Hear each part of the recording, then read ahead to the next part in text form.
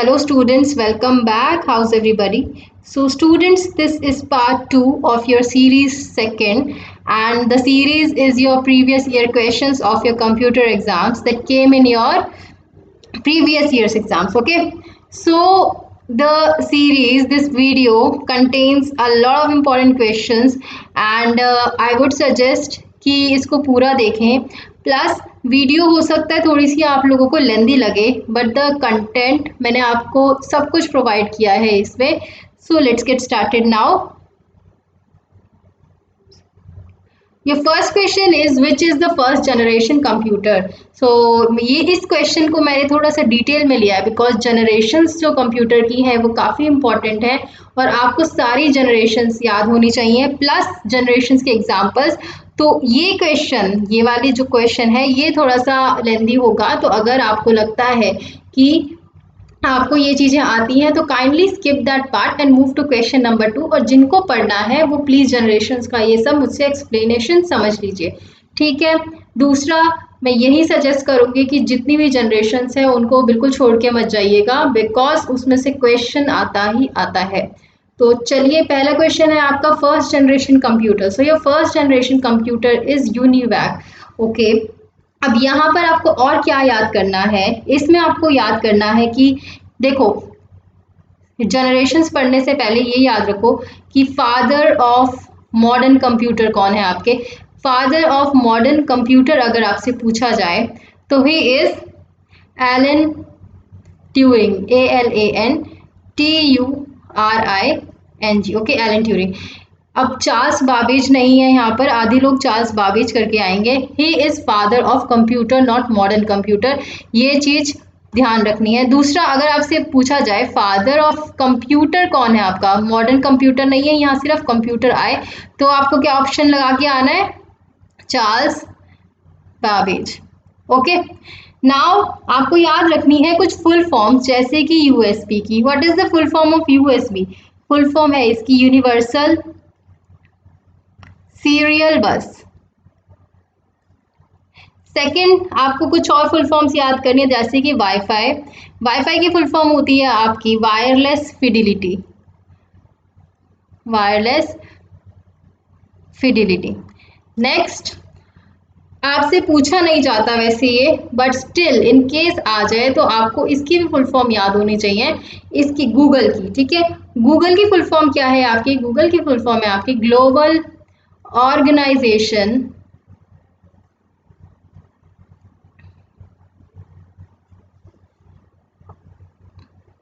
Of oriented group language of अर्थ.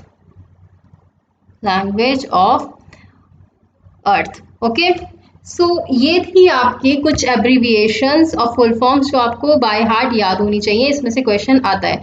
तो अब मैं एक एक करके आपको पूरी जनरेशन, जितनी भी जनरेशन्स हैं उन कंप्यूटर के बारे में समझाने जा रही हूँ. और जिसको ये वीडियो लंबी लग रही है या फिर जिसको आता है ये पार्ट स्किप कर दे और सेकेंड क्वेश्चन पे मूव कर जाए, ठीक है.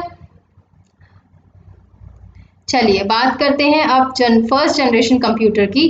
तो फर्स्ट जनरेशन कंप्यूटर जो थे आपके, फर्स्ट जनरेशन कब से कब तक आए थे, ये जनरेशन की टाइमिंग्स बताओ. ये थे आपके 1946 से लेकर 1959 तक. ओके, ये थे आपके फर्स्ट जनरेशन कंप्यूटर्स. और अगर आपसे पूछा जाए कि भाई एग्जांपल्स बताओ ज़रा फर्स्ट जनरेशन कंप्यूटर के, तो एग्जांपल्स में आपके क्या क्या आएंगे? एग्जांपल्स में आएंगे आपके ENIAC, यूनिवैक जो हमने ऊपर देखा ही है, देन एडवैक, ये सारे फर्स्ट जनरेशन के एग्जांपल्स हैं. एडवैक, IBM 701,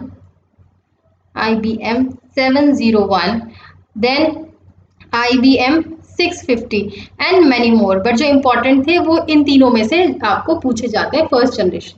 अब फर्स्ट जनरेशन कंप्यूटर्स में से जो ये ENIAC है, अब इसकी फुल फॉर्म भी कई बार पूछी जाती है. तो फुल फॉर्म है आपकी ENIAC की electronic numeric integrator and calculator, right. Then आपसे ये भी पूछा जा सकता है कि ये जो ENIAC है, ENIAC, इसके इन्वेंटर्स कौन कौन है। तो इसके इन्वेंटर हैं आपके एक तो JP ECKERET ECAT and JW मॉशी MAUCHY। Okay, ये है इसके इन्वेंटर्स। अब आपको कुछ चीजें याद रखनी है इसमें, जैसे कि जस्ट अ सेकेंड, थोड़ा सा मेरे को यहाँ पॉज देना पड़ेगा, मेरी जो कंप्यूटर की बैटरी है वो थोड़ा सा लो हो गई है। तो आपको इसमें पहली चीज फर्स्ट जनरेशन कंप्यूटर्स में ये याद रखना है कि ये बने किस चीज से थे, कौन सी टेक्नोलॉजी इसमें यूज हुई थी। तो ये अच्छे से बाय हार्ट याद रखना है आपको कि फर्स्ट जनरेशन में आपके यूज हुआ था वैक्यूम ट्यूब्स। ठीक है, टेक्नोलॉजी पूछी जा सकती है, तो ये यूज हुई है आपकी वैक्यूम ट्यूब्स।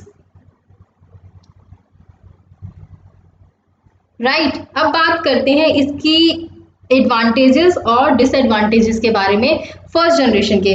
तो जैसे कि हम सबको पता है कि इसमें वैक्यूम ट्यूब्स थी, तो एडवांटेजेस ये हुई कि एक ये वैक्यूम ट्यूब ही एक ऐसा एकमात्र इलेक्ट्रॉनिक कंपोनेंट अवेलेबल था उस टाइम पे, और जो चीज अवेलेबल थी हमने उसी से कंप्यूटर बना दिया। ठीक है, तो ये हमारी हुई एक एडवांटेज। दूसरी एडवांटेज थी कि जो हमारी कंप्यूटिंग है, मतलब कैलकुलेशन है, वो कर लेता था ये मिली सेकेंड्स के अंदर। फर्स्ट जनरेशन कंप्यूटर्स की हम बात करें, ये मिली सेकेंड्स में कैलकुलेशन कर लेता था। अब एडवांटेजेस हैं तो उसके साथ साथ डिसएडवांटेजेस भी काफ़ी थे इसके। डिसएडवांटेजेस क्या क्या थे, जैसे कि ये बना था आपका वैक्यूम ट्यूब से। अब वैक्यूम ट्यूब से बना था तो उसकी वजह से क्या हुआ कि जो इसका साइज था, ठीक है, और वेट था, वो बहुत ज़्यादा बढ़ गया। मतलब डिसएडवांटेज में आएगा आपका big size and more weight. अब ये जो वेट था ना, वो भी जो है आपका 30 टन्स के करीब था। ठीक है, अब कंप्यूटर जो थे आपके ये वैक्यूम ट्यूब्स के ऊपर बेस्ड थे, तो इससे क्या हुआ कि वैक्यूम ट्यूब्स आपकी आती थी कॉस्टली उस टाइम पे। तो दूसरा आया इसका कॉस्ट फैक्टर, जो डिसएडवांटेज थी, ये थे आपके काफ़ी कॉस्टली। फर्स्ट जनरेशन कंप्यूटर्स थे आपके काफ़ी कॉस्टली। और क्या था इसमें disadvantage, only small amount of data could be stored. small amount of data could be stored। बहुत कम हम अमाउंट में डाटा उसमें स्टोर कर सकते थे, स्टोरेज कैपेसिटी इसकी कम थी। और क्या इसके डिसएडवांटेजेस थे, अब स्टोरेज कैपेसिटी इसकी कम भी क्यों थी, क्योंकि इसमें जो थे मैग्नेटिक ड्रम्स, इनकी वजह से ये अवेलेबल थे इन कंप्यूटर्स में, इसकी वजह से हमारी स्टोरेज कैपेसिटी जो थी वो थी कम। ठीक है, और इसके थे कि जो वर्क एफिशिएंसी थी वो थी कम इसकी, इट वाज लेस एफिशिएंट, और लिमिटेड प्रोग्रामिंग कैपेबिलिटीज थी इसमें, मतलब प्रोग्रामिंग कैपेबिलिटी इसकी लिमिटेड थी। बाकी जैसे कि हमें पता है कि इसमें हमारा क्या यूज़ हुआ था, वैक्यूम ट्यूब। अब ये vacuum tubes large amount of heat जो है प्रोड्यूस करती थी, लार्ज अमाउंट ऑफ हीट। अब इस हीट की वजह से हमें इन कंप्यूटर्स के लिए एक special cooling system, cooling space कह दो, वो रिक्वायर्ड था। ठीक है, स्पेशल कूलिंग स्पेस। अब मतलब जहाँ पर आप इन कंप्यूटर्स को इंस्टॉल करोगे वहाँ पर एक अलग से आपको कूलिंग स्पेस भी देना ज़रूरी होगा। दूसरा, अब आपसे अगर पूछा जाए कि अगर इसके लिए फर्स्ट जनरेशन कंप्यूटर में इनपुट के लिए कौन सी आपकी जो है चीज़ यूज़ हुई, तो इनपुट के लिए हमारे यूज़ हुए थे पंच कार्ड्स। फाइन, तो punch cards were used for your input, for giving input. आपको ये पता होना चाहिए कि व्हाट आर पंच कार्ड्स।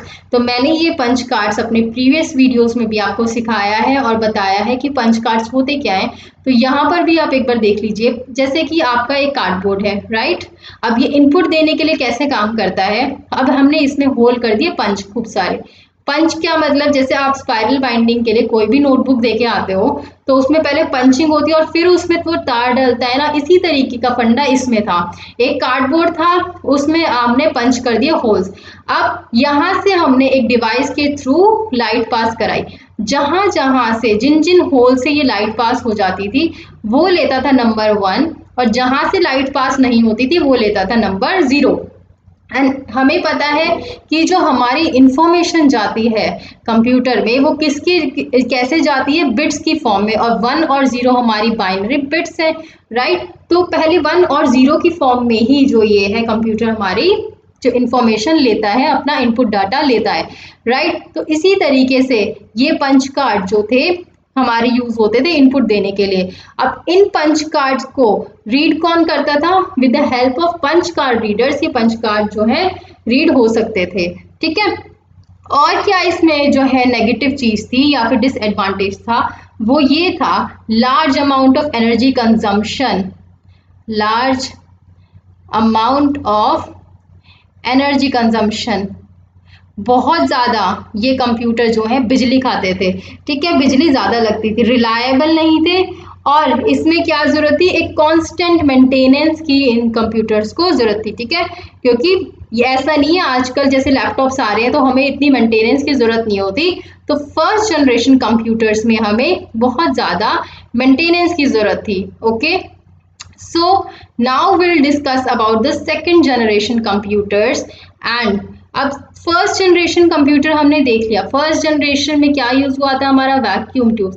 अब सेकंड जनरेशन में हमारा आ गया है ट्रांजिस्टर्स, वैक्यूम ट्यूब्स रिप्लेस हो गई और उन ट्यूब्स की जगह आ गए हमारे ट्रांजिस्टर्स, ओके। तो अब हम डिस्कस करते हैं अपने ट्रांजिस्टर्स और सेकंड जनरेशन ऑफ कंप्यूटर्स के बारे में। इसमें आपको क्या क्या याद रखना है कि आपका इनपुट कैसे गया, जो कि पंच कार्ड्स की वजह से, दूसरा कि ये जो थे इसमें कौन सी टेक्नोलॉजी का यूज हुआ था, इसमें यूज हुए थे आपके वैक्यूम ट्यूब्स। चलिए अब सेकंड जनरेशन कंप्यूटर्स की बात कर लेते हैं।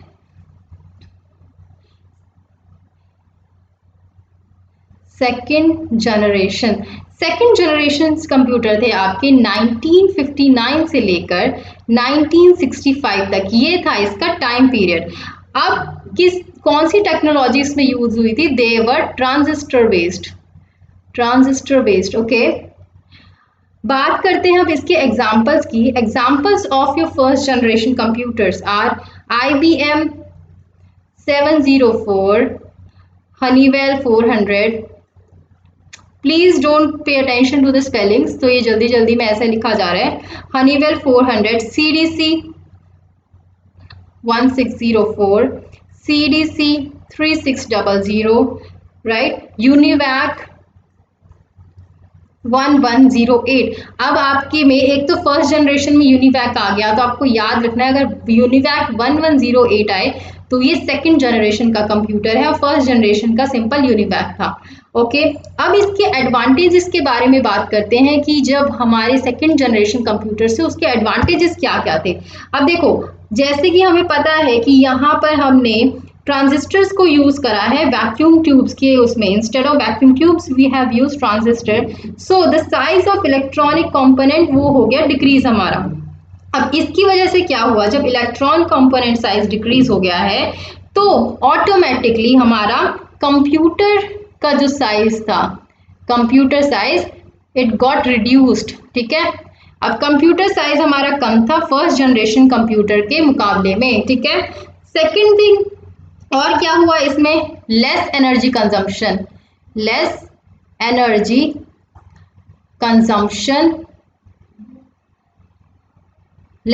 कंजम्पशन थी प्रीवियस कंप्यूटर से फर्स्ट जनरेशन के मुकाबले, ठीक है। और क्या था, लेस हीट प्रोडक्शन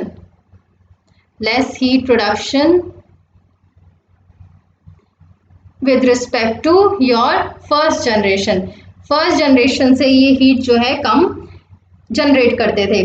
और इसमें क्या हुआ था कि लो कॉस्ट थी देन फर्स्ट जनरेशन, पहली जनरेशन कंप्यूटर से ये थोड़े से सस्ते थे।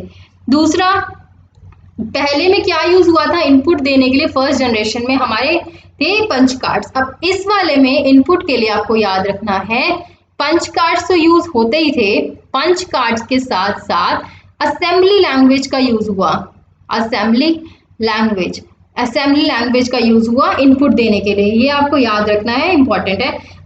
फर्स्ट जनरेशन में मिली सेकेंड्स में हम कैलकुलेट कर लेते थे, सेकेंड जनरेशन में हम माइक्रो सेकेंड्स में कैलकुलेट करा हमने, मतलब कंप्यूटिंग स्पीड जो थी सेकेंड जनरेशन की वो थी आपकी माइक्रो सेकेंड्स।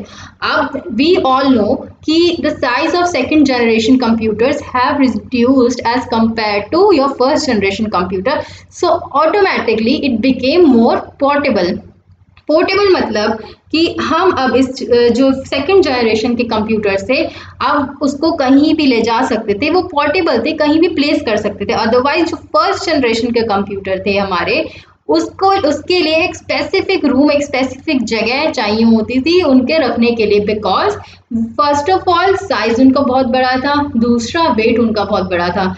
बट इनका जो सेकंड जनरेशन थी, इसका वेट भी कम हो गया और साइज भी कम हो गया, तो ये ऑटोमेटिकली मोर पोर्टेबल हो गए। अब डिसएडवांटेजेस क्या थे इसके? सेकंड जनरेशन के डिसएडवांटेजेस थे कि कूलिंग सिस्टम यहाँ भी रिक्वायर्ड था, ठीक है। दूसरा था कि यहाँ पर भी जो है मेंटेनेंस रिक्वायर्ड थी, कांस्टेंट मेंटेनेंस। और मेजर डिसएडवांटेज इसका ये था कि ये जो कंप्यूटर्स थे ये किसी स्पेसिफिक पर्पस के लिए ही यूज होते थे, ठीक है। जैसे कि हमने करा था जैसे हमने उसके बारे में किया था, एप्लीकेशन सॉफ्टवेयर के बारे में। अब एप्लीकेशन सॉफ्टवेयर कौन से होते हैं आपके? जैसे कि Microsoft Word, Microsoft Excel, Paint, ये सब है हमारे एप्लीकेशन सॉफ्टवेयर। और ये किस लिए यूज होते हैं? किसी स्पेसिफिक टास्क को ही ये परफॉर्म करते हैं, ठीक है। अब पेंट है, वो पेंट ही हम उसमें कर सकते हैं, उसमें हम और कुछ लिखने का काम या फिर अगर हम चाहें कि अपनी फाइल बना दें और ये सब पीडीएफ बना दें, उसमें नहीं हो सकता। तो हर एक जो एप्लीकेशन सॉफ्टवेयर है उसको एक स्पेसिफिक टास्क अलॉटेड है। इसी तरीके से ये जो कंप्यूटर्स थे ये भी बने थे कुछ स्पेसिफिक टास्क परफॉर्म करने के लिए। अब बात करते हैं हम अपने थर्ड जनरेशन कंप्यूटर के बारे में। थर्ड जनरेशन कंप्यूटर्स आपके कब से कब तक आए? ये आए आपकी 1965 से लेकर 1971 के बीच में। अब ये कंप्यूटर्स ने, पहले में क्या था आपका? Vacuum tubes. सेकंड जनरेशन में क्या आया आपका? ट्रांजिस्टर्स। अब थर्ड जनरेशन जो थी आपकी, इसमें आ गया आपका ट्रांजिस्टर को रिप्लेस करके आईसी, ठीक है। अब आईसी क्या होती है? आईसी यूज हुई इसमें। IC is integrated circuits. अब ये इंटीग्रेटेड सर्किट क्या है? इट्स अ सिंगल कंपोनेंट, ठीक है, एक सिंगल कंपोनेंट जिसके ऊपर नंबर ऑफ ट्रांजिस्टर्स होते हैं, ठीक है। यहाँ पर सेकंड जनरेशन में ट्रांजिस्टर यूज हुआ, थर्ड में यूज हुआ हमारी आईसी, एक छोटा सा कंपोनेंट आईसी का, उसके ऊपर नंबर ऑफ ट्रांजिस्टर्स इंस्टॉल थे। अब हमने यहाँ पर आईसी यूज करनी शुरू करी। देन आपसे पूछा जा सकता है कि आईसी के इन्वेंटर कौन थे? तो it was invented, IC was invented by Robert Noyce, NOYCE, and Jack Kilby. कब आपकी आईसी जो है डेवलप हुई थी? 1958 से लेकर 1959 तक आईसी डेवलपमेंट का प्रोसीजर चला था आपका, राइट। अब इसके बारे में कुछ करते हैं एग्जाम्पल्स डिस्कस। एग्जाम्पल्स इसके कौन कौन से हैं? जैसे PDP-11, PDP-8, ICL-2900, IBM 370, IBM 360, ये सब जो है एग्जाम्पल्स थे आपके फोर्थ जनरेशन कंप्यूटर के, थर्ड जनरेशन कंप्यूटर के। अब थर्ड जनरेशन कंप्यूटर जो थी इसके अब हम कर लेते हैं एडवांटेजेस। अब एडवांटेजेस क्या क्या थे इसके? ये थे कि ये चीपर थे सेकंड जनरेशन कंप्यूटर से। हर जनरेशन में जितने भी कंप्यूटर्स आते जा रहे हैं, क्या क्या उसमें चेंजेस आ रहे हैं? सबसे पहले वो पहली जनरेशन से सस्ते हो रहे हैं, दूसरा उनकी स्टोरेज कैपेसिटी बढ़ रही है, तीसरा उनका साइज जो है वो रिड्यूस हो रहा है, ठीक है। ये आपको याद रखना है, जनरेशन जैसी बढ़ती जा रही है तो हम क्या नोटिस कर रहे हैं इसमें, ठीक है। ये फास्ट थे और रिलायबल थे, fast and reliable then second generation computer. और क्या था इसमें? जैसे हमें पता है कि हमने इसमें आईसी का यूज करा था, दैट इज इंटीग्रेटेड सर्किट। तो इंटीग्रेटेड सर्किट की वजह से हमारा जो साइज है कंप्यूटर का वो हो गया छोटा, ठीक है, स्मॉल साइज कंप्यूटर, साइज छोटा हो गया। अब आईसी ने जो है सिर्फ साइज ही छोटा नहीं किया कंप्यूटर का, बल्कि हमारी जो कंप्यूटर की परफॉर्मेंस भी है ना, उसको भी क्या करा? एनहांस कर दिया compare to previous year computers. Another advantage is इसकी जो कैपेसिटी थी, पहले परफॉर्मेंस एनहांस हो गई, अब जो हमारी कैपेसिटी थी कंप्यूटर की वो बहुत ज़्यादा बढ़ गई, मतलब स्टोरेज कैपेसिटी ज़्यादा हो गई। इसमें आपको याद रखना है कि अगर आपसे पूछा जाए कि कौन सी जनरेशन में पंच कार्ड्स रिप्लेस किए गए, पंच कार्ड की जगह क्या यूज हुआ, एक कीबोर्ड और माउस यूज हुआ इनपुट डाटा देने के लिए, तो वो थे हमारे थर्ड जनरेशन। फर्स्ट जनरेशन में पंच कार्ड्स यूज हुए थे, सेकंड जनरेशन में क्या यूज हुआ था, assembly language and punch card. अब इस जनरेशन में, थर्ड जनरेशन में, हमने पंच कार्ड्स को की जगह mouse and keyboard, mouse and keyboard use हुए हमारे इनपुट डाटा देने के लिए, राइट। और क्या इसमें चेंजेस आए इस वाले जनरेशन ऑफ कंप्यूटर में कि they use an operating system for better resource management and use the concept of time sharing. यहाँ पर इन्होंने ऑपरेटिंग सिस्टम यूज करना शुरू कर दिया था हमारे थर्ड जनरेशन कंप्यूटर्स ने। अब थर्ड जनरेशन कंप्यूटर्स ने, अब ऑपरेटिंग सिस्टम क्या है आपका, हमने पढ़ा था प्रीवियस वीडियोस में। हमारा जो ये विंडोज है आपका, एमएस डॉस है, और क्या कहते हैं लाइनक्स है, मैकओएस है, ये सब है आपके ऑपरेटिंग सिस्टम। तो इस जनरेशन में हमने ऑपरेटिंग सिस्टम यूज करना शुरू करा और concept of time sharing and multiple programming भी इसमें शुरू हो गई थी। अब और क्या चेंज हुआ था, पहले जो हमारा कंप्यूटेशनल टाइम था फर्स्ट जनरेशन में, वो था हमारा मिली सेकेंड्स। सेकेंड जनरेशन में हुआ माइक्रो सेकेंड। अब ये माइक्रो से थर्ड जनरेशन में माइक्रो से रिड्यूस होके हो गया नैनो सेकेंड्स। ओके, तो कंप्यूटेशनल टाइम हमारा हो गया नैनो सेकेंड्स में। ओके, अब इसमें कुछ डिसएडवांटेजेस भी थे। डिसएडवांटेजेस क्या थे कि आईसी चिप्स जो थी ना, दे वर डिफिकल्ट टू मेंटेन, उनको मेंटेन करना डिफिकल्ट होता था। वाई, देखो इन आईसी चिप्स को बनाने के लिए, इनकी मैन्युफैक्चरिंग के लिए हमें बहुत हाईली सोफिस्टिकेटेड टेक्नोलॉजी की जरूरत थी, बहुत बड़ी मतलब हाई अच्छी जो है हाई लेवल की टेक्नोलॉजी रिक्वायर्ड थी इन आईसी चिप्स को मैन्युफैक्चर करने में, जिसकी वजह से उस टाइम में एक तो हमारे पास टेक्नोलॉजी इतनी नहीं थी, दूसरा क्या था कि लोग भी नहीं थे जिनको ये बनानी आती हो, ठीक है। दूसरा डिसएडवांटेज ये था। तीसरा इसमें डिसएडवांटेज यही था कि हमारे थर्ड जनरेशन कंप्यूटर को भी एयर कंडीशनिंग की रिक्वायरमेंट थी, एक एयर कंडीशनिंग रूम की, ठीक है। बिकॉज थर्ड जनरेशन कंप्यूटर भी जो थे हमारे, वो हीट रिलीज करते थे, उतनी हीट नहीं करते थे जितना फर्स्ट और second generation, but still third generation भी जो है हीट अपना करती थी generate. Okay, now will come to fourth generation computer. तो फोर्थ जनरेशन कंप्यूटर जो है आपके, ये आए आपके 1971 से लेकर 1980 के बीच में, ठीक है। 1971 में आपका फोर्थ जनरेशन कंप्यूटर आपका आया था पहला, देन कब तक ये एरा चला, 1980 तक। अब फोर्थ जनरेशन में क्या क्या चेंजेस हुए ये हम देखते हैं, चलिए।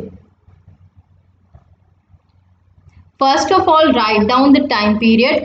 फोर्थ जनरेशन का time period was 1971 to 1980 and इसमें टेक्नोलॉजी अगर पूछी जाए तो इसमें आ गए आपके माइक्रो प्रोसेसर्स। माइक्रो प्रोसेसर्स, अब पिछले वाले में क्या था, ट्रांजिस्टर्स यूज थे करे थे हमने, आईसीस, ठीक है। थर्ड जनरेशन में आईसी, आईसी की जगह यहाँ पर माइक्रो प्रोसेसर यूज हुए, और माइक्रो प्रोसेसर कई जगह आपको वीएलएसआई भी दे रखा होगा, तो वीएलएसआई ऑल्सो करेक्ट आंसर, ठीक है। अब ये माइक्रो प्रोसेसर किस लिए यूज हुए, अब ये जो माइक्रो प्रोसेसर्स थे आपके, ये बेसिकली यूज हुए आपके कंप्यूटर में for performing any logical and arithmetic function. कोई भी अगर लॉजिकल या फिर अर्थमेटिक फंक्शन को परफॉर्म करना था तो क्या करते थे, माइक्रो प्रोसेसर वो जो ऑपरेशन है वो परफॉर्म करते थे हमारे फोर्थ जनरेशन कंप्यूटर में। दूसरा इसमें क्या चेंजेस आए फोर्थ जनरेशन कंप्यूटर में, एक हमने GUI that is graphical user interface, graphical user interface, इस टेक्नोलॉजी को यूज करा फोर्थ जनरेशन कंप्यूटर में। ये टेक्नोलॉजी आ गई किस वजह से, वो exploited to offer more comfort to the users, ठीक है। चलिए अब चलते हैं, एडवांटेजेस हमने देख ली इसकी, अब थोड़ा सा इसका डिसएडवांटेजेस और क्या क्या चेंजेस आए थे इसमें ये भी देखते हैं अपने फोर्थ जनरेशन कंप्यूटर में।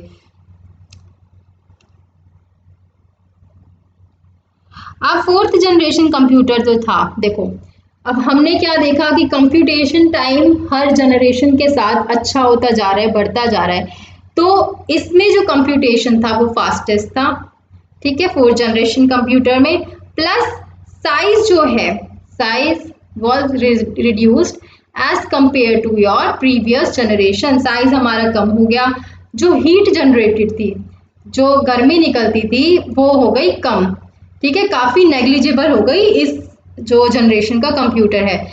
और क्या हुआ इसमें, साइज तो हमारे प्रीवियस जनरेशन से कम हो ही गया था, इसमें लेस मेंटेनेंस वाज रिक्वायर्ड। जो मेंटेनेंस की जरूरत थी वो थी इसमें कम, इतनी ज़्यादा मेंटेनेंस इसमें रिक्वायर्ड नहीं थी। और एक मेजर एडवांटेज ये था कि all the types of high language all the types of high level languages were used in these computers, ठीक है, बहुत जितनी भी टाइप की हाई लेवल लैंग्वेजेस थी वो यूज होती थी इस कंप्यूटर में। Now disadvantages, let's talk about disadvantages. इसके डिसएडवांटेजेस क्या थे जब इतने एडवांटेजेस थे? तो डिसएडवांटेज ये था इसका कि जो माइक्रो प्रोसेसर की डिजाइनिंग थी, इसकी डिजाइनिंग थी जो इसमें यूज होता था, और फैब्रिकेशन थी, वो बहुत ज्यादा डिफिकल्ट थी, वो बहुत ज्यादा कॉम्प्लेक्स थी। दूसरी, ये एयर कंडीशनिंग इसमें भी रिक्वायर्ड थी जो हमारे 4th जनरेशन कंप्यूटर से। क्यों? क्योंकि ये कई कंप्यूटर्स में आईसी भी यूज हो रही थी माइक्रो प्रोसेसर के साथ। आईसी विद माइक्रो प्रोसेसर जिस कंप्यूटर में यूज होता था वहां पर हमें एयर कंडीशनिंग की भी जरूरत पड़ती थी, राइट। और दूसरा क्या था कि इन माइक्रो प्रोसेसर को बनाने के लिए या फिर ये आईसी जो बनाते थे उनके लिए बहुत ही ज्यादा क्या था, एडवांस टेक्नोलॉजी की रिक्वायरमेंट थी। तो ये भी एक हम किस तरीके से देखते हैं, ड्रॉबैक की तरह या फिर डिसएडवांटेज की तरह।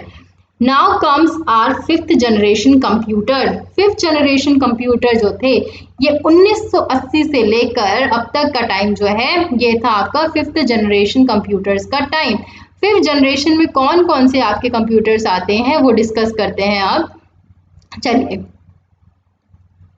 आई होप सेशन पसंद आ रहा होगा, सब समझ में आ रहा होगा। जो चीज समझ में ना आए, you have been provided an ID, the basically an inquiry ID, आप उसमें जो है मेल डाल सकते हैं। Will revert you back in 2 to 3 days, और अगर टाइम मिलता है तो उसी दिन भी। चलिए, 5th जनरेशन कंप्यूटर की बात कर लेते हैं। 1980 से लेकर आगे तक का समय ये है आपका 5th जनरेशन का। अब 5th जनरेशन में क्या हुआ कि ये हमारा जो माइक्रो प्रोसेसर था, ठीक है, अब इसकी जगह पर यूज हुआ हमारा आर्टिफिशियल इंटेलिजेंस, राइट। इसकी जगह यूएलएसआई भी इसको बोल दिया जाता है कि उसमें यूएलएसआई यूज हुआ। अब कई जगह पे देखो, एक वीएलएसआई है और एक है आपका यूएलएसआई। ध्यान रखना है, 4th जनरेशन में वीएलएसआई यूज हुआ एंड 5th में हुआ वीएलएसआई, राइट। अब इसमें क्या था, एम क्या था इस 5th जनरेशन कंप्यूटर को बनाने का, डिवाइस को बनाने का? एम था इसका कि ये नेचुरल लैंग्वेज इनपुट को रिस्पॉन्ड करे और ये कैपेबल हो खुद से लर्निंग का और सेल्फ ऑर्गेनाइजेशन के लिए, राइट। ये था इसका बेसिक सा एम। इसमें टेक्नोलॉजी यूज हुई जो आपकी यूएलएसआई की फुल फॉर्म है आपकी, पूछी जा सकती है, it is ultra large scale integration. अब ये टेक्नोलॉजी यूज हुई है आपकी 5th जनरेशन कंप्यूटर में। अब इस टेक्नोलॉजी से क्या बना, इस टेक्नोलॉजी से बने आपके micro processor chips, micro processor chips, ठीक है। अब ये माइक्रो प्रोसेसर चिप्स जो थे, इनके ऊपर जो थे कम से कम जो है 10 मिलियन इलेक्ट्रॉनिक कंपोनेंट्स थे। 10 million electronic components in micro processor chips के ऊपर थे। मतलब छोटी सी एक चिप है और इसके ऊपर ही 10 मिलियन जो थे इलेक्ट्रॉनिक कंपोनेंट्स थे। अब जो ये वाले माइक्रो प्रोसेसर्स इसमें भी यूज हुए थे, लेकिन इसमें जो थे ट्रांजिस्टर्स थे, राइट। तो काफ़ी जो थे, ये मैं आपको ये बता रही हूँ कि किस तरीके से आपकी जो है प्रोग्रेस हुई टेक्नोलॉजी में। अब एग्जाम्पल्स इसके कौन कौन से हैं, तो आपको याद रखना है, ये जो आप डेस्कटॉप कंप्यूटर यूज़ करते हो, it's an example of 5th generation computer. ये जो नोटबुक, वो वाली नोटबुक नहीं जो आप लिखते हो जिसपे, जो नोटबुक वैसा आता है, तो वो जो नोट पैड है या नोटबुक है ये भी आपका 5th जनरेशन में आता है। Laptop comes in your 5th generation. Chromebook आपने सुनी होगी, ये भी आपका 5th जनरेशन में आता है। Ultrabook in your 5th generation. Now let's discuss about various advantages and disadvantages. अब ऐसा नहीं कि सिर्फ इतने ही है 5th जनरेशन में, और भी हैं बट इम्पॉर्टेंट ये थे। अब एडवांटेजेस इसके ये थे कि ये जो कंप्यूटर्स थे 5th जनरेशन वाले ये काफ़ी रिलायबल हो गए, और क्या हुआ, faster work, they use to do work faster, ठीक है। अब रिलायबल थे, जल्दी काम करने लग गए, कॉम्प्यूटेशनल स्पीड बढ़ गई इसकी। दूसरा मेजर एडवांटेज ये था कि ये अलग अलग साइजेस में आने लग गए और सबके अलग अलग फीचर्स थे, सबके यूनिक फीचर्स थे। तीसरा था दीज कंप्यूटर्स, ठीक है, it provided computer with a more user friendly interface with multimedia features में इसमें जो है ऐड हो गए थे, like graphics card and all, ये सब भी जो है 5th जनरेशन कंप्यूटर्स में हमारे ऐड हो गए थे। डिसएडवांटेज इसका था 5th जनरेशन का कि they need very low level languages, मतलब इनमें बहुत ही ज़्यादा लो लेवल लैंग्वेजेस जो है उनकी ज़रूरत थी। दूसरा तो ये था कि जब इतने सारे एडवांटेजेस थे इसके कि हर चीज़ तो ये कर सकता है 5th जनरेशन कंप्यूटर, तो इसके डिसएडवांटेज बेसिकली हम ये भी कह सकते हैं कि भाई ह्यूमन ब्रेन को इसने इतना मशीन के आदी बना दिया है कि अब वो, जैसे पहले क्या था हम अपने ब्रेन में कैलकुलेशन कर लेते थे, अब हर चीज़ में हमें क्या चाहिए, कंप्यूटर, राइट। अब आप ये बोलेंगे, देखो आपका जो फ़ोन यूज़ करते हो, चाहे फ़ोन यूज़ कर रहे हो चाहे कुछ भी, ऑल दीज आर कंप्यूटर्स, ठीक है। जिस चीज़ को भी आप कमांड देते हो और वो आपके लिए काम करके देता है वो कंप्यूटर ही है बेसिकली, ठीक है। अब moving to the next question now, I hope this is clear to you. On the mouse middle buttons is used for, ये जो आपका मिडल बटन है माउस में ये किस लिए यूज होता है, तो आपका माउस किस तरीके से दिखता है पहले तो ये बताओ मेरे को। ड्राइंग पे ध्यान मत दीजिएगा, बस पढ़ने में ध्यान देना, ठीक है। इसी तरीके का एक माउस होता है आपका, ये आपकी वायर अटैच होती है और यहाँ से पकड़ के आप उसको हैंड से ऑपरेट करते हो। यहाँ पर ऐसे एक, या तो यहाँ पर स्क्रॉल बटन होता है बीच में, या फिर एक इसी तरीके से एक इंटरफेस होता है, ठीक है। इंटरफेस कह रही हूँ, इसी तरीके से एक बटन होता है, और एक बटन होता है आपका माउस में यहाँ, ये होता है आपका लेफ्ट साइड, ये राइट साइड, और ये है आपकी माउस की मिडल साइड। अब ये जो लेफ्ट साइड है, अगर आपसे पूछा जाए कि मेन मेन्यू बटन कौन सा है, मेन मेन्यू बटन, तो लेफ्ट बटन जो है माउस का it is called as main menu button. और मेन मेन्यू बटन क्यों होता है, because it is used for performing various task such as selecting objects and double clicking. आपको किसी भी ऑब्जेक्ट पे डबल क्लिक करना है, किसी भी टैब को ओपन करना है, किसी चीज को भी ओपन करना है, तो आप लेफ्ट बटन से, ये जो लेफ्ट बटन है इसको 2 बार प्रेस करेंगे वो चीज ओपन हो जाएगी। सिमिलरली अगर आपको कोई भी टास्क परफॉर्म करना है, कोई चीज़ सिलेक्ट करनी है, किसी चीज़ को इधर से उधर लेके जाना है, मूव करनी है, तो भी आपका लेफ्ट बटन से वो काम होगा।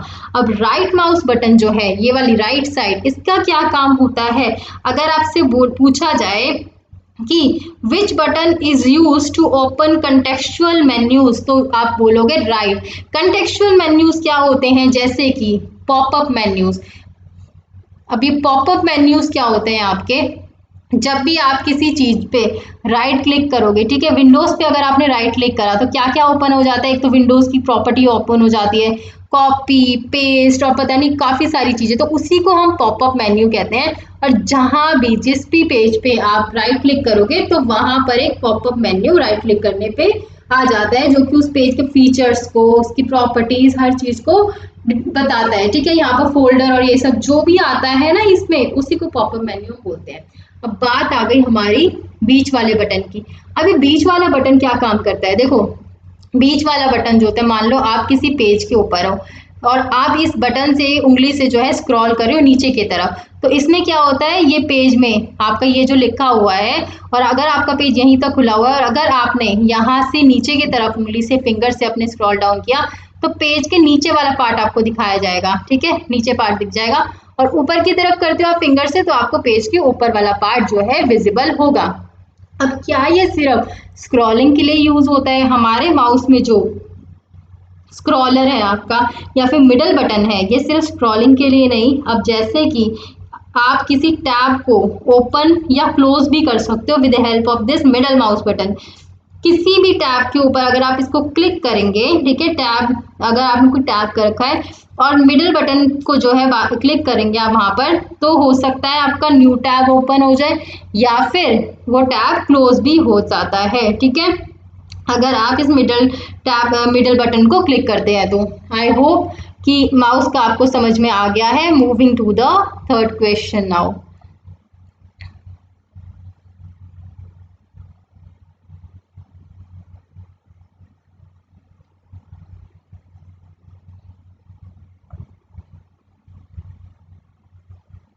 So your third question says a parallel port is often used by, ये जो parallel port है ये किसके द्वारा उपयोग में आता है, कौन उपयोग करता है इसको, प्रिंटर्स, ठीक है, printers use this parallel port. अब ये पैरेलल पोर्ट है क्या, कहाँ पाया जाता है, एक आपका जो सीपीयू है that is central processing unit, उसके पीछे की साइड पे back side of your IBM compatible computer, जो सीपीयू है उसके पीछे ये मिलता है।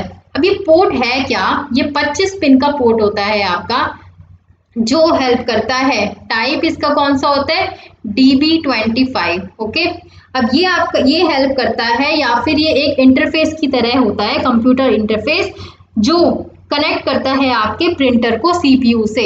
इंटरफेस का मतलब समझते हो, मान लो ये आपका सीपीयू है, ये इसका बैक पार्ट है और यहाँ पर आपका ये जो पोर्ट है, ठीक है, ये पोर्ट है यहाँ पर 25 पिन का, यहाँ पर आपका प्रिंटर है, तो प्रिंटर को कनेक्ट भी तो करना होता है ना किसी उससे, आपके कंप्यूटर में जब प्रिंटर को कनेक्ट करोगे तभी तो आप जो इन्फॉर्मेशन है फैच कर पाओगे और वहां से प्रिंट होके आपको पेज मिलेगा। तो जहां से आप कनेक्ट करते हो, प्रिंटर की वायर जिस पोर्ट में कनेक्ट होती है वही है आपका DB25। अब ये जो DB25 है, अब जब हम कनेक्ट करते हैं इसको, ठीक है, जहां पर कनेक्शन हो रहा होता है उसी कनेक्टिंग एरिया को क्या बोलते हो आप, इंटरफेस। यही कनेक्टिंग एरिया कहलाता है आपका इंटरफेस। अब कंप्यूटर में जो आपके पेरिफेरल डिवाइसेस होते हैं, पेरिफेरल डिवाइसेस क्या होते हैं, जो इनपुट और आउटपुट डिवाइसेस दोनों की तरह काम करते हैं, राइट। तो अपनी जो पेरिफेरल डिवाइसेस हैं वो भी इसी पोर्ट के थ्रू कनेक्टेड होती हैं। फॉर एग्जाम्पल पेरिफेरल में और क्या एग्जाम्पल्स आते हैं, इनपुट आउटपुट डिवाइस कौन से हैं, ये मुझे कमेंट बॉक्स में बताइएगा, ठीक है। अब बात करते हैं कि पैरेलल पोर्ट और आपने एक सुना होगा सीरियल पोर्ट, है ना, तो इन दोनों में फर्क क्या है और यहाँ पर कैसा क्वेश्चन आ सकता है, आपसे ये पूछा जा सकता है कि पैरेलल और सीरियल पोर्ट में से जो सबसे फास्ट पोर्ट है वो कौन सा है, इन दोनों में से फास्टर पोर्ट, तो कौन सा पोर्ट फास्टर है ये हम जानते हैं। पहले जानते हैं कि पैरेलल पोर्ट क्या होता है आपका, पैरेलल और सीरियल। देखिए जब हमारी इंफॉर्मेशन जाती है, पैरेलल पोर्ट कुछ इसी तरीके से होता है, ठीक है। अब पैरेलल पोर्ट पे क्या होता है, हम मल्टीपल बिट्स जो हैं, अब दूसरा कि ये पोर्ट क्या होता है, पोर्ट जब हम बात कर रहे हैं, पैरेलल पोर्ट सीरियल पोर्ट तो हमने कर दिया, अब ये पोर्ट है क्या, पोर्ट का मतलब होता है it refers to the way data is send, एक वे एक रास्ता जिसके द्वारा जो हमारा डाटा है वो सेंड हो रहा है, उसी को हम बोल देते हैं पोर्ट, ठीक है। अब एक पैरेलल पोर्ट है, एक पैरेलल रास्ता है और एक हमारा सीरियल रास्ता है। अब ये पैरेलल रास्ते और सीरियल रास्ते में क्या फ़र्क है, पैरेलल में जो है ना हम मल्टीपल बिट्स इंफॉर्मेशन कैसे फैच करते हैं हम कंप्यूटर में बिट्स की फॉर्म में। अब ये जो यहाँ पर पैरेलल पोर्ट में हम मल्टीपल बिट्स एक ही टाइम पे जो है पास कराते हैं, एक ही टाइम पे सेंड करते हैं, ठीक है। बट सीरियल पोर्ट में क्या होता है, सिर्फ हम एक ही बिट एक टाइम पे हम सेंड कराते हैं, सिर्फ एक ही बिट, तो उसकी बात क्या होता है सीरियल में कि ये प्रोसेस होता है टाइम कंज्यूमिंग, बिट्स बिट्स करके आता है। अब बाइट बनेगा, बिट्स के बाद बनेगा पहले वो बाइट, कैसे बनता है बाइट, 8 बिट्स का कॉम्बिनेशन होता है आपका बाइट और 4 बिट्स का कॉम्बिनेशन क्या होता है, निबल, राइट। पहले बाइट बनेगा फिर जाके वो इन्फॉर्मेशन फैच होगी और इसमें क्या है मल्टीपल बिट्स जा रही है एक ही टाइम पे, तो जिसमें मल्टीपल बिट्स जाएंगे ऑब्वियस सी बात है वो वाला पोर्ट तो फास्टर होगा। तो यहाँ पर अगर आपको क्वेश्चन आ जाए कि पैरेलल या सीरियल में से कौन सा पोर्ट फास्टर है, तो यू वुड से पैरेलल, ठीक है, आपको याद रखना है ये। अब एक मैं चीज यहाँ से समझाती हूँ आपको, पेपर में ये आएगी नहीं बट स्टिल या इलेक्ट्रॉनिक्स के बच्चे होते हैं सीएससी के, उनके लिए ज़्यादा काम आती है। बट यहाँ पर अगर आपसे फिर भी पूछ लिया गया कि इनपुट और आउटपुट पोर्ट्स वगैरह इनके कौन से हैं पेरिफेरल डिवाइस इसमें पोर्ट में, तो आपको वो भी पता होना चाहिए कि हमारे इनपुट आउटपुट कहाँ से जा रहा है और क्या कौन से कनेक्शंस कहाँ पर हो रखे हैं। तो चलिए इन कनेक्शंस की बात करते हैं। अब आपके ये इस तरीके का एक पोर्ट हो गया, राइट। अब 25 पोर्ट्स हैं, इसमें 25 पोर्ट्स हैं, तो किस तरीके से जो नंबरिंग जाती है 1 2 3 4 5 6 7 8 9 10 11 12 13 तक आ गया, 1 से लेकर 13। अब ये जो फर्स्ट पोर्ट है आपका, फर्स्ट है जो आपका, ठीक है। अब पहले में क्या होता है आपका, ये है स्ट्रोब। आपसे ये भी पूछा जा सकता है कि ये 25 पोर्ट का है तो कितनी केबल्स लेता है, तो ये अप टू 25 केबल्स इसमें लगती हैं, up to 25 cables, right. 25 cable का कनेक्टर इसमें लगता है इस पोर्ट में। और DB25 होता है ये, और क्या बोल सकते हैं, और कौन सा होता है, DB25F। ये कितने उसका होता है, सेंट्रॉनिक्स होता है 36 पिन का। इतना इसमें डिटेल में आपको जाने की जरूरत नहीं, यहाँ की देखिए आप। अब 2 से लेकर आपका 9 तक, 3 4 5 6 7 8 9, 2 से लेकर 9 तक आता है आपका आउटपुट डाटा। जो आउटपुट जनरेट होता है वो 2 से लेकर 9 पिन के नंबर से, 9 पिन से आपका जनरेट होता है। ये होती है आपकी पिन्स, पोर्ट हो गया जहां पर वो लगा हुआ है वो पोर्ट, और उसमें ये होती हैं आपकी पिन्स उसमें, ठीक है। 11th पिन जो है आपकी, 10th जो है आपकी, ये एक्नॉलेजमेंट की होती है। 11th पिन आपकी बिजी रहती है। 12th पिन जो होता है आपकी 12, it is for paper and. Now paper and समझते हो ना।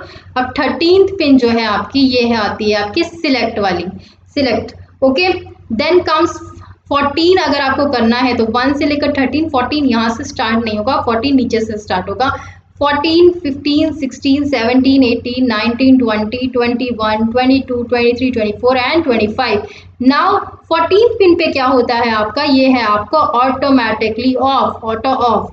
देन 15th पिन में आता है आपका एरर, ये मैं इसलिए बता रही हूँ इन केस अगर आपसे पूछ लें तो थोड़ा बहुत डिटेल में। देन 16th पिन पे is input, 17th is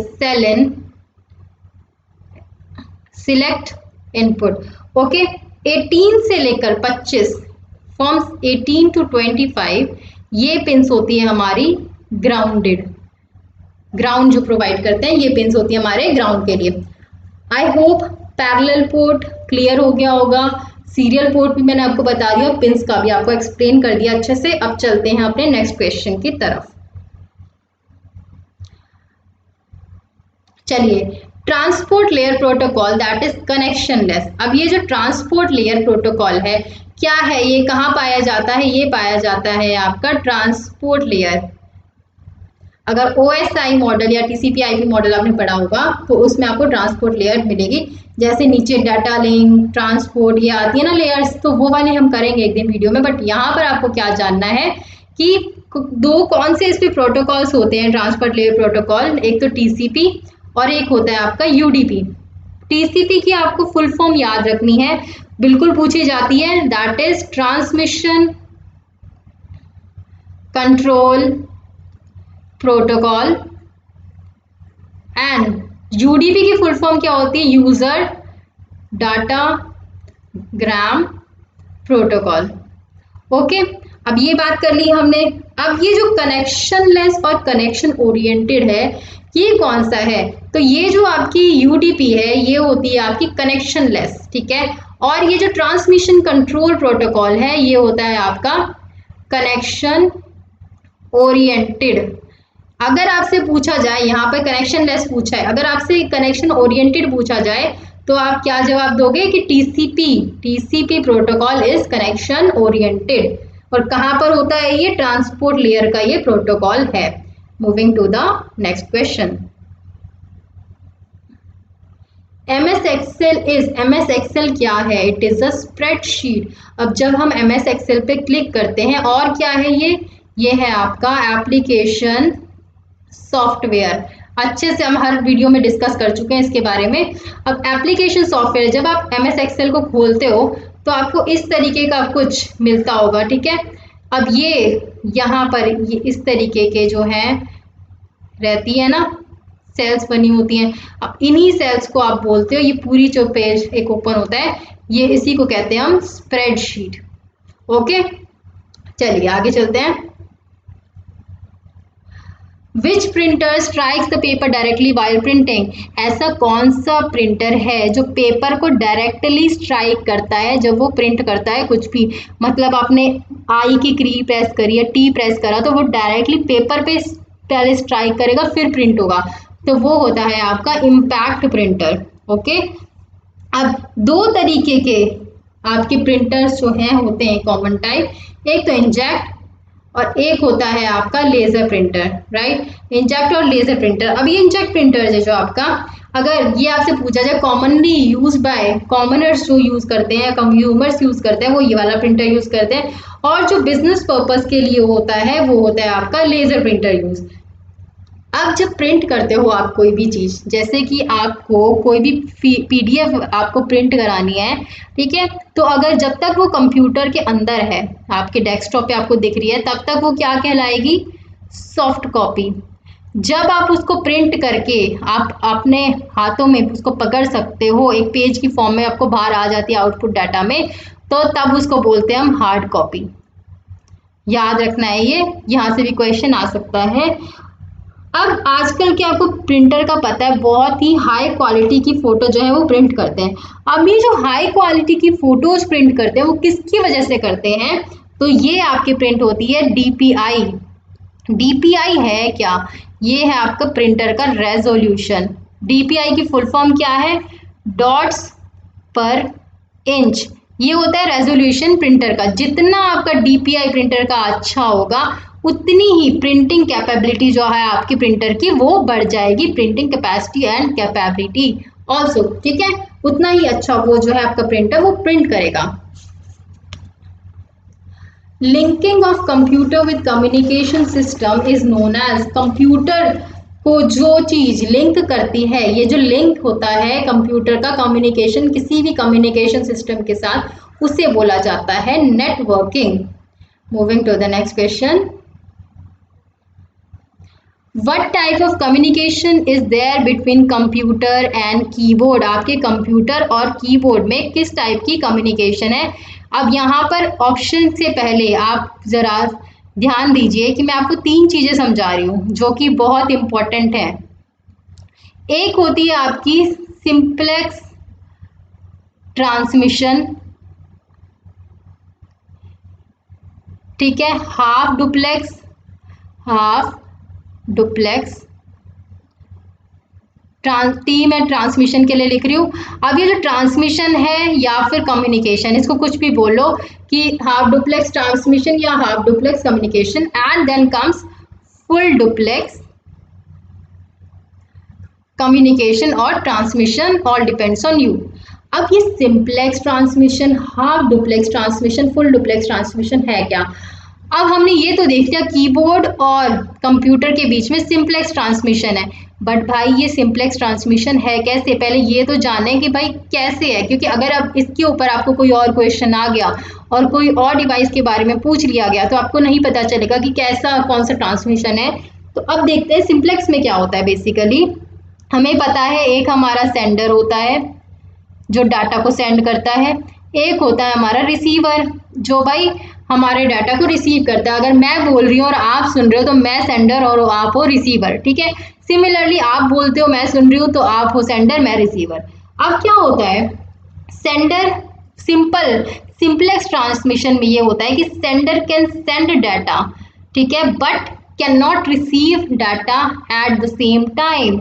other, और ये भी कह सकते हैं कि सेंडर डाटा सेंड कर सकता है but it can not receive the data. अब सिंप्लेक्स, अब हमने बात करी कि कीबोर्ड कैसे सिंप्लेक्स ट्रांसमिशन है, तो सिंप्लेक्स कैसे ट्रांसमिशन है, ये देखो हमारा ये जो कीबोर्ड है, ठीक है, ड्राइंग बहुत गंदी है बट ड्राइंग पे ध्यान मत देना। ये है हमारा कंप्यूटर। अब ये कीबोर्ड पे हमने कुछ भी चीज प्रेस करी, कोई भी चीज हमने दे दी यहाँ से इनपुट, यहाँ पर हमारे कंप्यूटर में वो चीज एग्जीक्यूट हो गई। और फिर एक और छोटा एग्जांपल लेते हैं कि हमने कुछ टाइप करना है, राइट। तो हमने यहाँ पर टाइप कर दिया स्वाति, हमने SWATI की प्रेस करी, यहाँ पर हमारा टाइप हो गया SWATI। अब मुझे ये बताओ, हमने यहाँ से इंफॉर्मेशन दी, राइट, और इसने फेच करी वो इंफॉर्मेशन की स्वाति टाइप करना है, इसने स्वाति टाइप कर दिया। बट क्या इस कंप्यूटर ने, आपके मॉनिटर ने वापस आके कुछ कीबोर्ड पे हलचल हुई आपके कि हाँ भाई मैंने टाइप कर दिया है, या फिर आपको कुछ इसने इंफॉर्मेशन प्रोवाइड करी? नहीं ना। तो ये सिंगल वे कम्युनिकेशन होती है, ठीक है। ऐसे ही जैसे प्रिंटर है आपका, प्रिंटर से आपने कमांड दे दिया, आपने कमांड दी कंप्यूटर से प्रिंटर के लिए, अब प्रिंटर ने आपको क्या दे दिया, आपका प्रिंटेड पेज निकाल के दिया। तो वो किस टाइप की कम्युनिकेशन है, मुझे ये बताओ, ठीक है। सिमिलरली अगर माउस है आपका, माउस से अगर कंप्यूटर का रिलेशन पूछे तो माउस से भी तो आप सिर्फ डाटा दे रहे हो, इन्फॉर्मेशन दे रहे हो ना, माउस पे तो आप कुछ रिसीव नहीं कर रहे ना।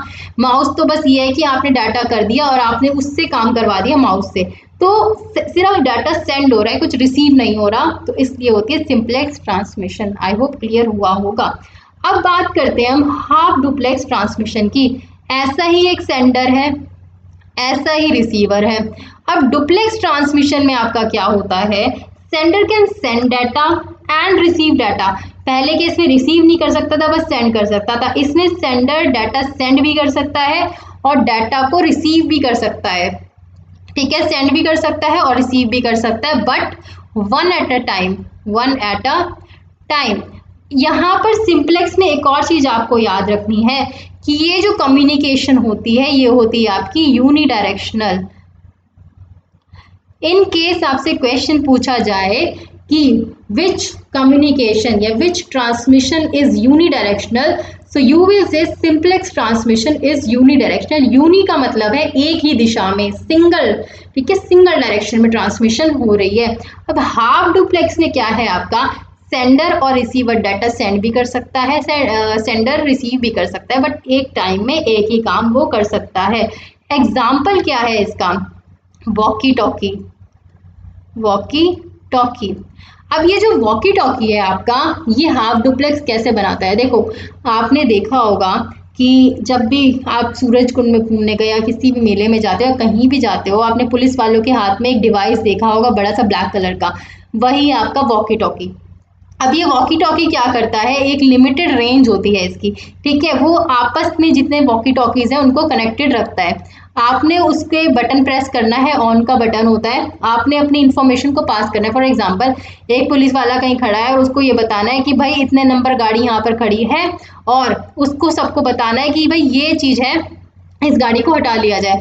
तो जितने भी पुलिस वाले वो वॉकी टॉकी यूज कर रहे हैं, अब वो तो अपना क्या करेगा, उसने बोल दिया कि हाँ भाई ये नंबर गाड़ी है और ये कृपया करके यहाँ से हटा ली जाए, ओवर एंड आउट वो करके बंद हो जाएगा, ठीक है। अब दूसरा पुलिस वाला है, जितने भी पुलिस वाले होंगे जो कनेक्टेड होंगे उस डिवाइस से, उस डिवाइस पे ये आवाज़ पहुंच जाएगी, राइट।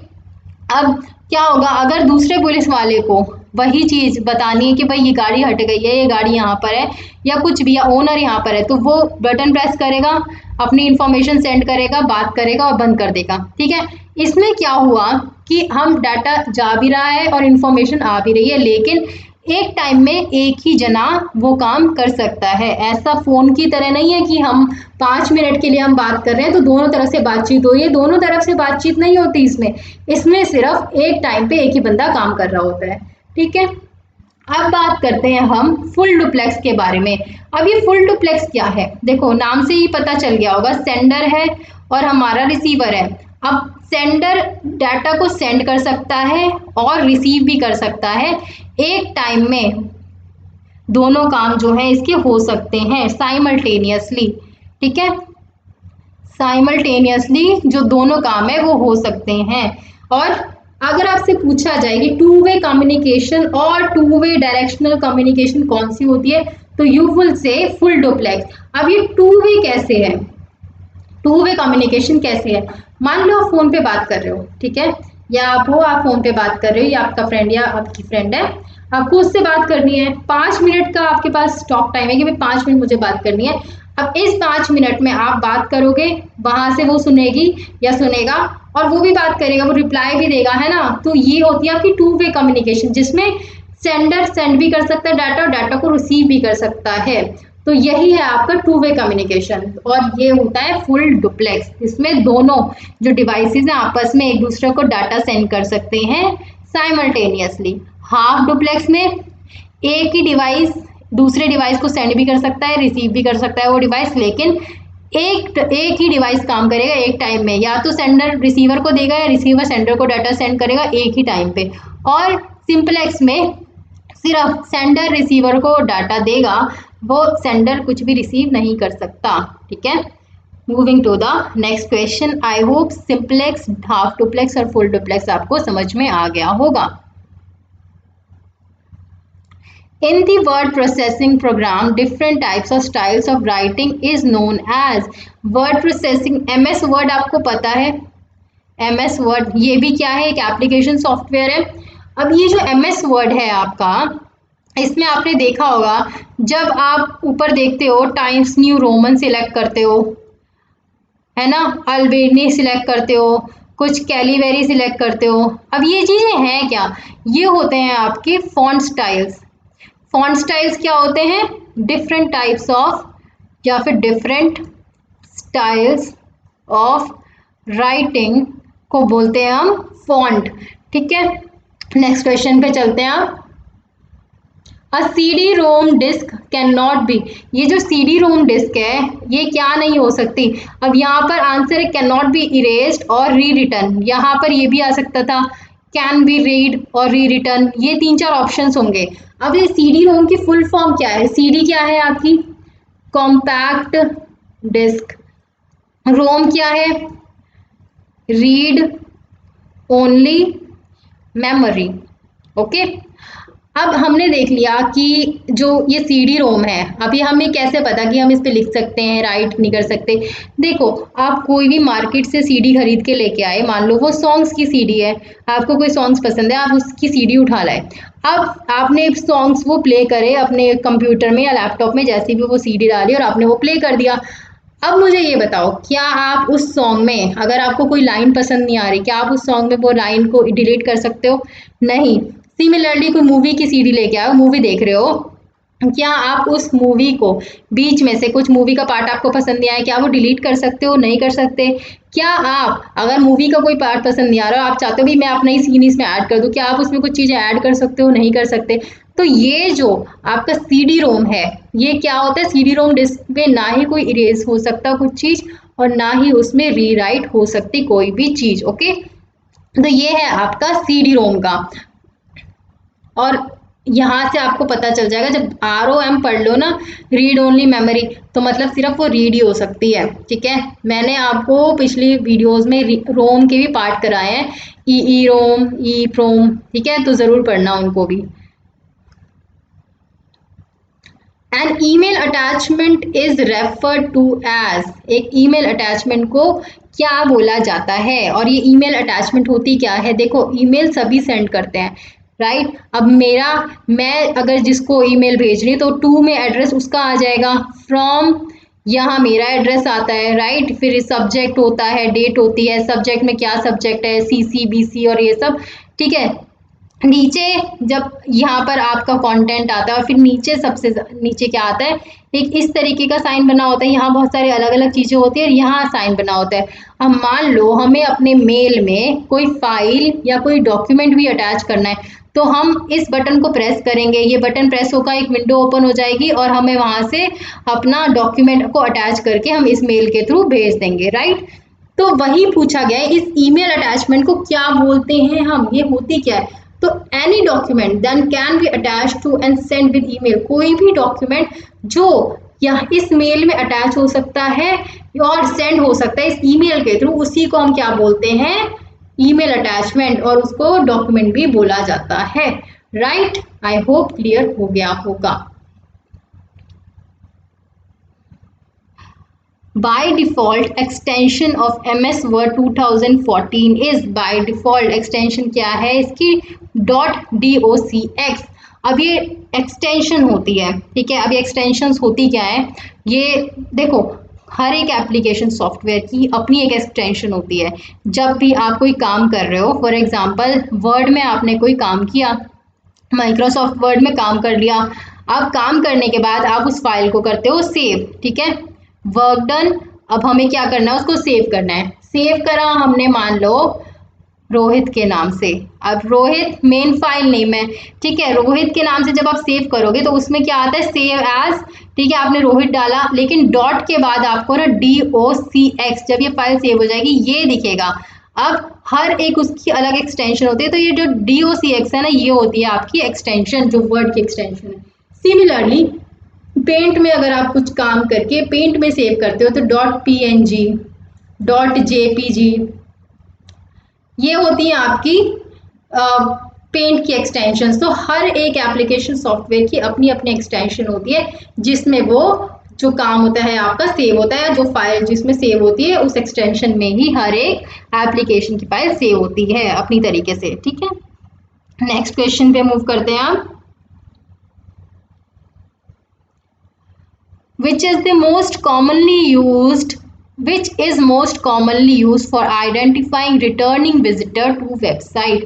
तो ये जो आपके कुकीज हैं, ये आपके रिटर्निंग विजिटर को जो है बताती हैं, आइडेंटिफाई करती हैं जो रिटर्निंग विजिटर है। कुकीज क्या है बेसिकली, देखो अब आप मान लो क्रोम यूज करते हो, एक सर्वर है क्रोम आप यूज करते हो, वेब ब्राउजर। अब क्रोम से आपने कोई साइट खोली, ठीक है, कोई भी साइट खोली आपने। अब वो जो साइट है, अब उस साइट पे आप क्या चीज देख रहे हो, अगर बार बार कोई फ्रीक्वेंटली कोई साइट ओपन करते हो, या फिर उस साइट में से भी कोई कंटेंट आप बार बार देख रहे हो, तो वो जो कंटेंट है वो एज अ मेमोरी स्टोर हो जाता है कुकीज की फॉर्म में। कुकीज की फॉर्म में वो हर चीज स्टोर हो जाती है, क्योंकि उनको पता चल जाता है कि भाई आपने ये चीज ब्राउज करी है, आपके ब्राउजिंग फीचर्स, उसके पास आपके वो हिस्ट्री चली गई, ब्राउजिंग हिस्ट्री। भाई जिस भी साइट को आप ओपन करते हो उस साइट को पता रहेगा कि भाई मेरी साइट पे ये चीजें बार बार रिसेंटली ओपन हो रही हैं। अब वो क्या करेगा, वो जो साइट है वो आपकी इस मेमोरी को एज अ कुकी सेंड कर देगा आपके वेब ब्राउजर में, या उसकी हिस्ट्री में आपको मिल जाएंगे कुकीज, ठीक है। अब ये कुकीज कहाँ स्टोर होती हैं, ये होती हैं आपकी कैश मेमोरी में। कैश मेमोरी भी इसको बोला जाता है। कि अब क्या होता है, ये जो कुकीज या कैश मेमोरी जिसको बोलते हैं हम, क्या होता है कि अब जब नेक्स्ट टाइम पे आप उसी साइट पे आके अगर आपको वही चीज देखनी है, कई बार होता है ना कि आप बहुत सारी चीजें सर्च कर लेते हो एक जगह पे, तो नेक्स्ट टाइम पे अगर आप वही चीज सर्च करो, फिर तीसरी बार भी वही चीज, तो सबसे ऊपर जो आपको लिंक दिखाते हैं वो उस चीज का दिखाते हैं जो आप पहले सर्च कर चुके होते हो।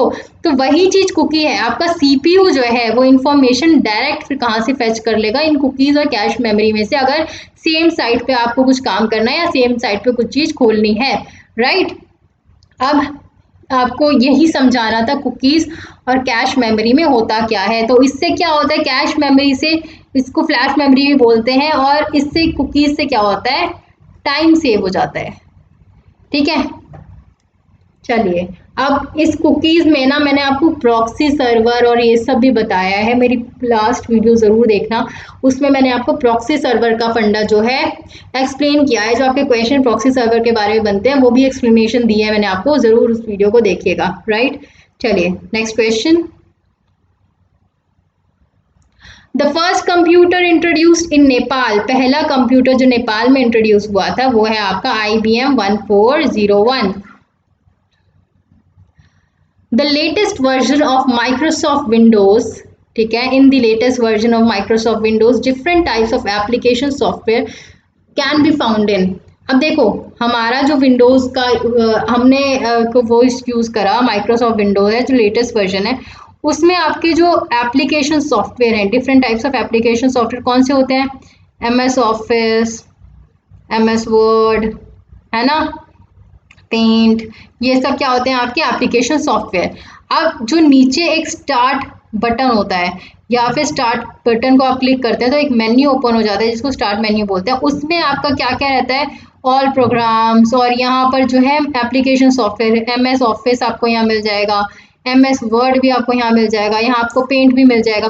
तो यही चीज़ बोली जा रही है कि ये सब जो एप्लीकेशन सॉफ्टवेयर हैं ये आपको लेटेस्ट वर्जन जो है माइक्रोसॉफ्ट विंडोज़ का कहाँ मिलेंगे, वो मिलेंगे आपको स्टार्ट मेन्यू में, याद रखना है। Command use to permanently remove record from database is, अब ये जो कमांड यूज होती है इट इज ड्रॉप। यहाँ पर डिलीट भी दिया गया होगा आपको ऑप्शंस में, बच्चे डिलीट कराएंगे, डिलीट को प्रेस नहीं करके आना। जो कमांड दी जाती है रिमूव करने के लिए रिकॉर्ड को डेटाबेस में से, वो होती है आपकी ड्रॉप। इसी डिलीट को ही क्या बोलते हैं हम, इसमें ड्रॉप बोलते हैं, राइट। इसको ध्यान रखना है, डिलीट नहीं ड्रॉप होगा, यहाँ हम ड्रॉप करवाते हैं उसको, ठीक है, रिकॉर्ड को ड्रॉप कराते हैं, मतलब परमानेंटली रिमूव करा देते हैं डाटाबेस से। DVD is an example of, it is an example of optical disc, CD और DVD। क्या चीज है ये CD? It is compact disc। DVD क्या है? DVD की फुल फॉर्म याद रखनी है, it is digital versatile disk. Okay, DVD और CD आपकी हो गई है। अब CD और DVD जो है इसमें क्या क्या फर्क है? देखो, जो CD है आपकी कॉम्पैक्ट डिस्क, इसमें स्टोरेज इतनी नहीं होती जितना DVD में होती है। DVD क्या है आपकी, it's a optical medium that can store digital data, इसमें डिजिटल डाटा स्टोर होता है आपका DVD में। अब एक जो ये स्टैंडर्ड DVD का साइज होता है, स्टैंडर्ड जो होती है आपकी DVD, ये कितना स्टोर कर लेती है? 4.7 GB ये जो है अपने अंदर डाटा स्टोर कर लेती है। स्टैंडर्ड DVD जो होती है आपकी, जैसे लार्ज फाइल्स, मूवीज, सॉन्ग्स, पता नहीं क्या क्या जो है इस 4.7 GB में स्टोर हो जाता है। Next question, resolution of printer is measured in, ये हमने लास्ट उसमें किया भी था, इट इज डॉट्स पर इंच। जितना अच्छा रेजोल्यूशन होगा उतनी उसकी प्रिंटिंग अच्छी हो जाएगी प्रिंटर की। Information that comes from external source and fed into computer is called as, it is known as input। कोई भी एक्सटर्नल सोर्स से आपकी इंफॉर्मेशन आई, मान लो कीबोर्ड से हमने कुछ इनपुट जो भी इंफॉर्मेशन दी अपने उसको कंप्यूटर को, तो दैट इज इनपुट। टाइप जो भी हुआ और डाटा निकला प्रोसेसिंग के बाद, दैट इज आउटपुट। ठीक है, कीबोर्ड से हमने इनपुट दे दिया, अब जहाँ पर अगर कुछ टाइप करना है, कुछ भी चीज़ परफॉर्म करवानी है, तो वो हमारे CPU ने परफॉर्म कर दिया, और जो भी प्रोसेस करके डाटा निकला उसको हम बोल देंगे आउटपुट। ठीक है, process of replacing software with new one is known as, एक प्रोसेस को जो इसमें न्यू वन जो सॉफ्टवेयर है वो रिप्लेस कराया जाता है न्यू सॉफ्टवेयर से, उसको बोलते हैं हम upgradation. There are two things, ठीक है, that is upgradation, this is upgradation, and one is updation, या फिर you can see update. What is the difference between update and upgrade? अब कई बच्चे क्या करेंगे, इसमें ऑप्शंस में ना आपको अपडेट भी मिलेगा कि अगर हम पुराने सॉफ्टवेयर को नए सॉफ्टवेयर से रिप्लेस कर दें तो अपडेट हो जाता है, वो अपडेट नहीं होता। तो अपडेट और अपग्रेड में फंडा समझो क्या होता है। For example, you are in 10th class, right. अब 10th क्लास से जब आप 11th क्लास में चले जाते हो, this is called an upgradation, एक ग्रेड ऊपर चले गए। सिमिलरली अपडेट क्या होता है, आपका 10th क्लास है, मार्च में आपका एडमिशन हुआ, अभी फिलहाल चल रहा है जुलाई, अब मार्च से जुलाई तक का जितना भी सिलेबस करवाया गया है स्कूल में, आपको सब पता है, आपको बिल्कुल अपडेटेड रहना है, आप बिल्कुल अपडेटेड हो, आपने कुछ भी नहीं छोड़ा, सब कुछ है आपके पास मार्च से लेकर जुलाई तक का, उसको बोलते हैं अपडेट। सिमिलरली अगस्त में जो सिलेबस होगा, जो भी नए चेंजेस आएंगे, जो भी नया सीखोगे, वो अगस्त का आ गया तो वो भी आप अपडेटेड रहोगे, तो ये अपडेटेड हो जाता है। अब अपडेशन में क्या है, आपका व्हाट्सएप आप सभी यूज़ करते हो, राइट। तो व्हाट्सएप जो है वो बार बार आप उसको अपडेट के लिए बोलता है ना कि भाई अपडेट कर लो इसको, तो अपडेटिंग में यही है, जो भी नया फीचर मान लो व्हाट्सएप में ऐड हो गया तो आपने अपने सॉफ्टवेयर को कर दिया अपडेट कि भाई अब तक जितने भी नए फीचर्स व्हाट्सएप में आए हैं वो सब आपके अपडेट हो जाते हैं। अपग्रेड में क्या है, आपके सॉफ्टवेयर का एक अलग ही नया सॉफ्टवेयर, उस सॉफ्टवेयर को नए सॉफ्टवेयर से आप रिप्लेस कर देते हो, जो कि टोटली डिफरेंट होता है। ठीक है, अब विंडोज़ में आपकी अपग्रेडेशन होती है, अपग्रेडेशन होती है, कैसे होती है वो भी आप देखना, बट इसमें आपको ये ध्यान रखना है, अपग्रेड मतलब एक ग्रेड ऊपर, अपडेट मतलब up to date. Okay, update को ये भी बोल सकते हैं to bring something up to date, और अपग्रेड में रेज या फिर improve something to higher level. Next question, file extension is separated from main file name with a dash but no space. File extension जो है वो separate होती है आपके मेन फाइल नेम से, किसके थ्रू? अब ये पीरियड के through. What is this period? For example, आपने माइक्रोसॉफ्ट वर्ड में काम करा, सेव कर दिया आपने फाइल swati.docx, राइट। सेव करने के बाद इसी तरीके से आपका सेव हो गया। अब जो मेन फाइल नेम है, ये कह रहा है कि file extension is separated from main file name. File extension क्या हो गई? ये हो गई आपकी file extension that is docx। अब मेन फाइल नेम क्या है? अब उसमें आता है ना सेव एज, तो आप किसी भी नाम से सेव कर देते हो, तो मेन फाइल नेम होता है आपका ये, ठीक है। This is main file name. अब ये जो डॉट आता है ना बीच में, swati.docx, this dot is nothing but it is known as period. इसी को आप बोलते हो period, right. Founder of email, founder of email क्या होता है भाई? फाउंडर ऑफ ईमेल कौन थे? तो ये थे आपके रे TOMLINSON, रे टॉमलिंसन। कब फाउंड किया था ईमेल को इन्होंने? 1971 में। Similarly they can ask you founder of Gmail. Email और जीमेल दोनों में फर्क है, ईमेल अलग है और जीमेल अलग है। तो फाउंडर ऑफ जीमेल कौन थे? ये थे आपके Paul, BUCCHHET, Paul Buchet. Okay, moving to the next question. Third generation computers use, तीसरे जनरेशन कंप्यूटर्स ने क्या यूज करा? ये किया IC, that is integrated circuits. Quick revision कर लो जल्दी से यहाँ पर। फर्स्ट जनरेशन कंप्यूटर ने आपका क्या यूज किया था? बिल्कुल फर्स्ट जनरेशन जो थी आपकी, तो फर्स्ट ने किया था आपका वैक्यूम ट्यूब्स। सेकंड ने क्या किया था भाई? ट्रांजिस्टर। थर्ड ने क्या यूज किया था? ICs। फोर्थ ने क्या यूज किया था? VLSI, micro processor. फिफ्थ ने क्या यूज करा? ULSI based micro processor. ये VLSI ULSI क्या है? Nothing but techniques of making micro processor, right. तो आई होप आपको समझ आया होगा, जितना भी मैंने आपको सेशन कंप्लीट कराया है, जितने क्वेश्चंस कंप्लीट कराए हैं। आई नो थोड़ा सा आपको जो मेरी स्लाइड्स हैं या फिर वीडियो है वो लेंदी लगती होगी, बट ट्रस्ट मी बहुत ही ज़्यादा इंफॉर्मेशनल कंटेंट मैं आपको प्रोवाइड करती हूँ।